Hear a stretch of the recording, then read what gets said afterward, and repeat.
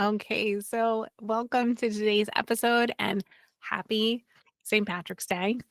I'm not Irish, even a little bit, but I do enjoy St. Patrick's Day. I find it so much fun, and I always looked forward to going on leprechaun hunts as a child. Um, but today we're going to talk about how to get lucky at meal times with your struggling eater. If you're new to my work, I help parents turn their fearful eaters into foodies with lots of different strategies, very tailored approach with our roadmap that we give you, which is like an evaluation specific to your child on all of their the different 4 pillars of feeding. Make sure we're covering all the bases, and then we just give you that step by step what to do for you for second and third, because it does look a little bit different for each person. So I just will preface that today's strategies, they're ones we've talked about many times before. So I've just kind of put a bunch of our kind of favorite ones together, our top ones. But if your child is super fearful, if you're not sure if your child is fearful or not, you can take our quiz at thepicktyeaterstest.com. Okay. And find out if they are fearful, stuck, curious, or a foodie. And if you're listening to this podcast, they are not a foodie. I'm sure that's true. But that our goal is always to get them there. And we have gotten many kids to that point. Okay. But it's all about the order that you're doing things in. So some of these, if you have a child who's super fearful, they might not be ready for some of these strategies. It really is going to be dependent on the child, right? And I always say, right, the biggest determiner of getting lucky at meal times is the parent involvement, parent training, right? So that's what we are really known best for, I guess, is, my parent course that accompanies even our one-to-one in-person therapy. It's very important for parents to know why you're doing what you're doing, how to do it, because we're only, even if you take them to therapy, it's a very short amount of time in their very big week. And you are with them for many more meals than we are. And if you don't know what to do, you're missing a lot of opportunities to make progress and possibly setting back some of the progress, right? Because if you're not changing anything at home, then it's very unlikely that you're going to see changes and progress in your child, even if you are taking them to therapy. Okay. Or it might be very, very slow, very slow. Okay. We've had it happen both ways where we see parents do a lot of work and the kids make very fast progress, and the parents don't want to do any work and it takes years. Okay. I don't know which route you want to go, but I always suggest going with the parents learn and do the work at home, make fast progress, be done with feeding therapy much quicker. That's what I suggest. Okay. That's just me. Okay. So anyway, the right conditions make you lucky is my first tip. Okay. So kids need the right environment to explore food. So we talk about this a lot. We want a low pressure mealtime environment that's positive, it's fun, it's supported. Supported meaning they're in a chair that fits them. They have foot stability. They're able to reach the foods properly. They're not floppy in their chair. Their feet are not dangling. Okay. So you want the right conditions. It shouldn't be super chaotic. It should be calm, relaxed, comfortable, safe. Okay. Those right conditions can really lead to positive outcomes for sure. We've talked about a lot of these in much greater detail in Mealtime Mindset, the book, and in different podcast episodes and in our course, of course. Okay. Now, if your child has a specific favorite food, okay, you're probably going to want to start with that on your plate, right? Think of that as your pot of gold. Okay, so you always want to start with at least one preferred food on their plate, and that can help kind of open the doors to other foods. You always want to have a variety of foods. You don't want to just like, let's just say, hmm, goldfish. All right, your kids love goldfish, it's their favorite food. Okay, so you only give them a bowl of goldfish. We don't want to do that. All right. We want goldfish to be like maybe a one of maybe 4 or 5 different foods on the plate. You could start with maybe a little bit more goldfish than some of the other foods, but you do want to include other foods on the plate. Some of them being new foods, some of them being maybe other preferred foods. We have a short course called 7 Plating Strategies for Success that kind of guides you on how and which foods to start with. Okay, so that might be helpful, but you do want to keep that variety, but make sure you're always starting with the preferred. Okay. Speaking of preferreds, you want things that they're familiar. But sometimes when you go to a new environment, you might find that you're getting lucky, right? So I've had actually a parent recently told me, oh my goodness, we went to, I forget it was, I think they visited a grandparent out of state. So someplace they're not normally going. And they were saying, oh, and she tried like 3 new foods while she was there, but she like won't try them in our house. It's like when we go someplace, she all of a sudden will be open to trying new foods.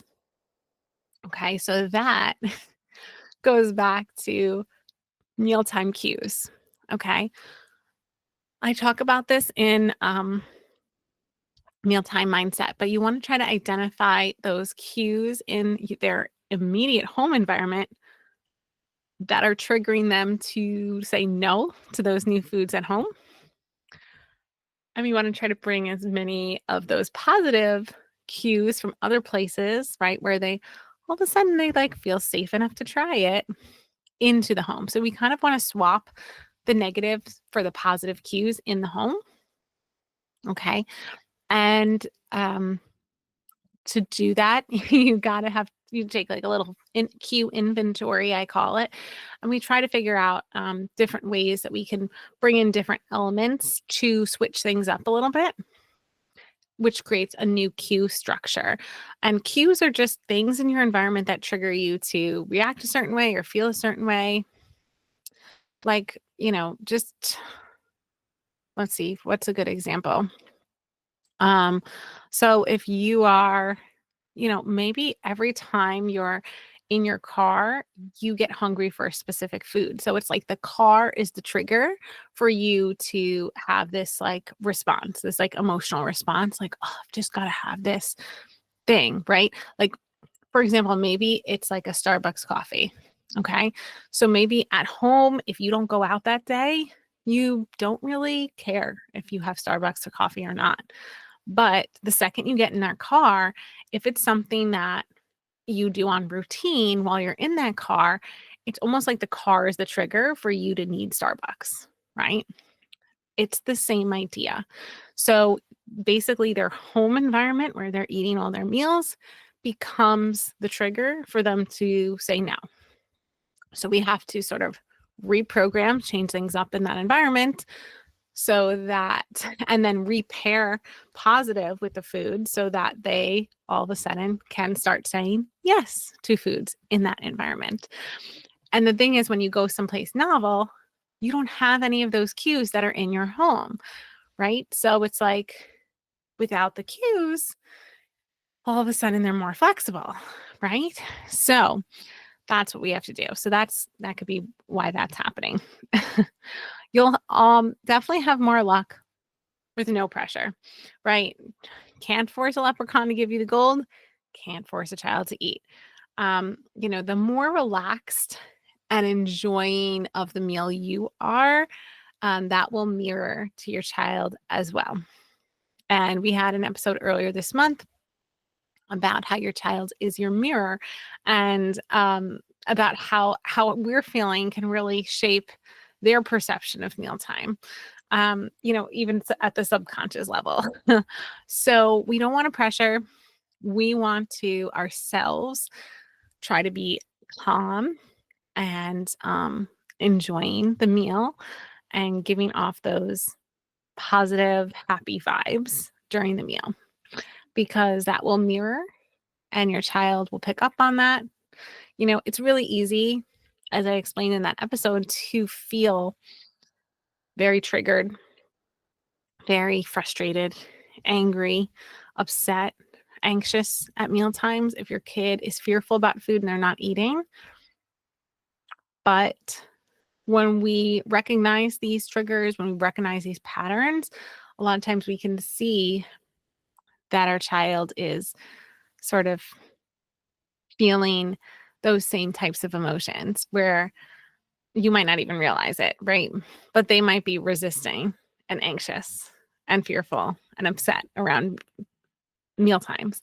So when we can switch ourselves and acknowledge and recognize that we are feeling that way, it's not a blame game thing. Just be aware of it. Take a deep breath, shift into a more neutral state. It doesn't have to even be all the way to happy, but neutral will be a good starting point at least. You're going to have a better mealtime for sure. And last, repeated exposure. And I can't tell you how many times I've heard a parent say, well, we went to other feeding therapists and they just said to keep exposing them to new foods and they'll just eat. And they haven't eaten yet. What happened? Well, doing that alone is not going to change the dial very much. Okay, this is one small teeny weeny part of the whole picture, right? We have to be addressing the gut, oral motor, sensory, and this mindset stuff, right? So it's not just that one thing that's going to tip the scales, but that doesn't mean that we're not going to expose. We still want to expose kids to food. It's still very important to do. Even if they said no, meet them where they're at. Okay. If they won't tolerate it on the plate, can they tolerate it on the table across the room? Start somewhere. Okay. But you want to continue to expose them. And however they will tolerate it as close as they can, we want it at least on their plate. If not, that's what we're working up to. But just putting all those new foods, even if it's just one small piece, that's fine. You don't have to give them a whole helping. Just give one small piece of a novel food. You just want to keep exposing them to it. And the more they are exposed to it, and it's a positive thing, they don't see it as a negative thing. That's very important. If they're freaking out because it's on their plate and you're forcing them to keep it on their plate, it becomes a negative. Okay. We want it to always be positive. So they should be at least neutral to positive.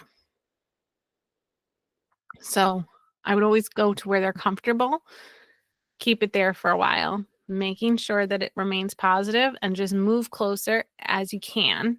Okay. But again, if you're not addressing those other pillars of mealtime success, like their sensory system, their gut, their oral motor skills, just exposing them to food is not going to change much at all. Okay. So, yes, these tips are wonderful. These are great tips actually for kids who are quote unquote picky, which is a normal phase of development. A lot of the kids we see are actually not picky eaters, they are fearful eaters. Yes, there's the term ARFID going around. If you want to call it ARFID, go ahead. A lot of times it's actually pediatric feeding disorder. The name, the label, irrelevant to me. We're still addressing the underlying fear, which stems from sensory, oral motor, gut, and all of those things, whichever make up. Sometimes it's all three of them. Sometimes it's two, sometimes it's one, leads to a mindset, a fear about that thing. but we got to address those other underlying things to see the success that you want to see. Okay. So if you want that direct one-to-one guidance, we can help with that. You can visit us at foodologyfeeding.com. We have our under courses, our Fearful to Foodie Transformation Program, which gives you that roadmap, gets you that one-to-one help and step-by-step of which direction to go in, what order, where to start. Okay. So that you do feel like every day is a lucky meal time for you, because we know how incredibly amazing and valuable that is. And we just want all of our kids to be healthy and well nourished, and they can't do that on a very limited diet, right? So that's our mission, to change the world by adding one more healthy food at a time. So I hope you guys have a very lucky St. Patrick's Day, and we will see you next week. Thank you for listening to How to Unpicky Your Picky Eater. To learn more about achieving your child's feeding goals, check out Christine's website at foodologyfeeding.com. And be sure to tune in next time to How to Unpicky Your Picky Eater.